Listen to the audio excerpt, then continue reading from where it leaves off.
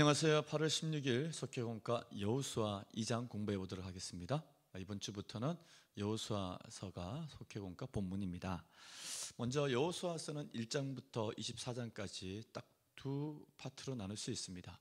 1장부터 12장은 하나님께서 약속하신 아브라함에게 약속해 주셨던 땅에 대한 약속이 성취되는 말씀이 그 과정이 기록되어져 있고, 그 다음에 13장부터 24장은 그 정복한 땅을 12지파에게 분배하는 이야기로 나누어져 있습니다. 먼저 1장부터 12장의 내용을 보면 하나님께서 아브라함에게 땅과 자손에 대해서 약속하시는데, 그 무별처럼 셀 수 없는 나라를 만들 수 있는 민족이 만들어지는, 큰 민족이 만들어지는 그 약속의 말씀은 이집트에서 400년 동안 노예살이할 때 고센 땅에서 이루어집니다. 그래서 출애굽할 때 남자들만 20세 이상 남자들만 60만 명이 넘는 그런 큰 민족, 강한 민족으로 성장함으로써 아브라함에게 말씀하신 자손에 대한 약속이 이루어졌고, 그리고 남아있는 땅에 대한 약속은 여호수아와 만나 세대가 가나안 땅 정복 5년 동안 31개 성을 정복하는 그 과정을 통해서 이루어지게 됩니다. 물론 아브라함에게 약속했던 가나안 땅의 모든 경계가 정복된 건 아니지만 1차적으로 하나님께 약속하신 나라를 세울 수 있는, 즉 제사장 나라를 세울 수 있는 그 땅을 정복하게 됩니다.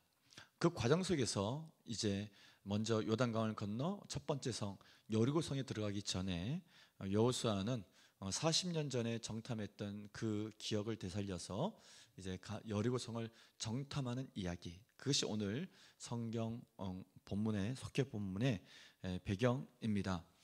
40년 전에는 각 지파 한 명씩 대표해서 12명을 보냈었습니다. 그리고 그 중에 한 사람이 바로 여호수아였죠.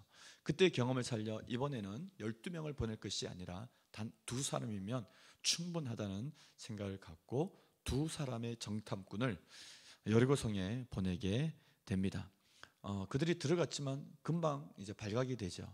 그런데 그들이 목숨을 부지할 수 있었던 것은 라합이라고 하는 기생집에 숨으면서 그 기생이 그들을 보호해주고 지켜주고 도망갈 수 있도록 해줌으로써 정탐을 잘 마치고 돌아가게 됩니다. 그리고 이 두 명의 정탐꾼이 라합의 이야기를 통해 들었던 그 생생한 하나님에 대한 간증은 여리고성 정복에 대한 자신감, 그리고 전쟁을 앞두고 있는 이스라엘 민족들에게 사기를 충전시키는 내용이었습니다.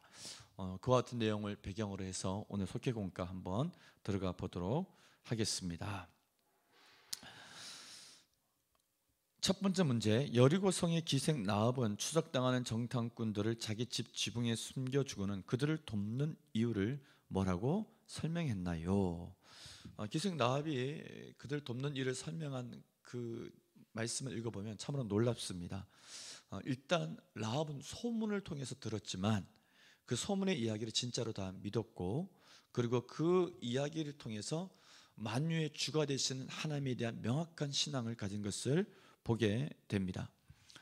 하나님께서 먼저 이 땅을 너희에게 주셨다, 즉 아브라함 때 주셨던 그 땅인 것이죠.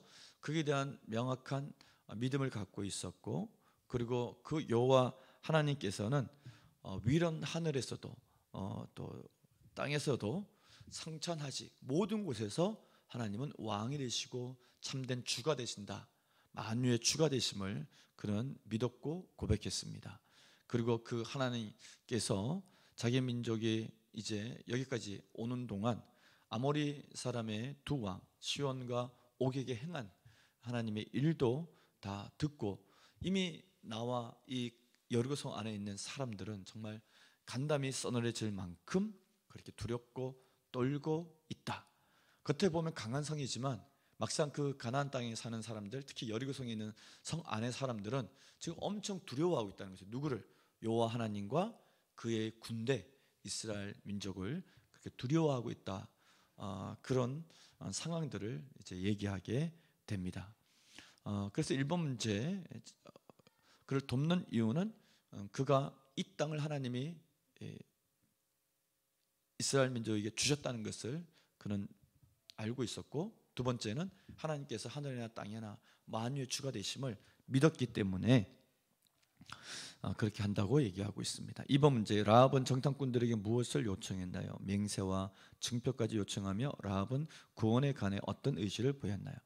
라합이 정탐꾼들에게 요청한 것은 그냥 구두의 약속이 아니라, 말로만 약속하는 것이 아니라 맹세하고 증표까지 달라 그랬습니다. 그리고 나중에 그 증표로 이들이 목숨을 부지하게 되죠.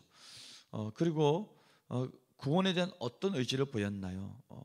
라합은 자기 부모님, 또 자기 형제들, 더 나아가 자기에게 속한 그 모든 사람들의 목숨을 살려달라, 우리를 죽이지 말라, 그렇게 요청을 합니다. 자기 한 사람이 아니라 자기 가족, 나가 자기와 함께한 사람들을 살리고자 하는 라합의 마음을 엿보게 됩니다. 결국 이 라합은 훗날 보아스의 아버지 살몬과 결혼을 하게 되고, 라합과 살몬 사이에 보아스라고 하는 믿음의 청년이 태어납니다. 신앙이 아주 좋은 청년이었죠. 그 보아스가 이방 여인 모압의 가부였던 룻과 결혼을 해서 결국 이세까지 태어나고, 이세의 아들로 다윗이 태어나고, 다윗의 후손으로 예수 그리스도가 오는 그 계보가 세워지는데, 이방 여인이었지만 하나님에 대한 명확한 믿음과 신앙을 가지고 있었던 라합은 이스라엘 사람 살몬과 결혼해서 하나님 나라를 준비하는 인물로 쓰임 받게 되고, 마태복음에 나오는 예수님의 족보에도 라합이 등장하게 되는 것을 보게 됩니다. 결국 라합이란 이 여인, 이방 여인이지만 믿음을 갖고 살았기 때문에 그런 모습들을 보게 됩니다. 자, 말씀 다지기 읽고 마치도록 하겠습니다. 믿음은 행동으로 드러납니다. 여리고성의 기생 라합은 들은 것만으로도 하나님을 두려워하며 믿었고 위험을 감수하고 이스라엘의 정탐꾼을 도왔습니다. 라합은 우주 만물을 다스리는 참신이신 하나님을 따르는 길을 선택했습니다. 온 세상의 진정한 주권자가 누구신지 안다면 그분을 경외하며 믿음의 반응을 보여야 합니다. 생명을 살리는 일이라면, 하나님의 뜻에 합한 일이라면 내가 포기하고 감수할 것이 있더라도 그 일을 행해야 합니다. 하나님은 사회적 신분, 성별, 민족과 상관없이 믿음으로 행하는 사람을 크신 능력으로 도우시며 선한 길로 인도하십니다. 아멘.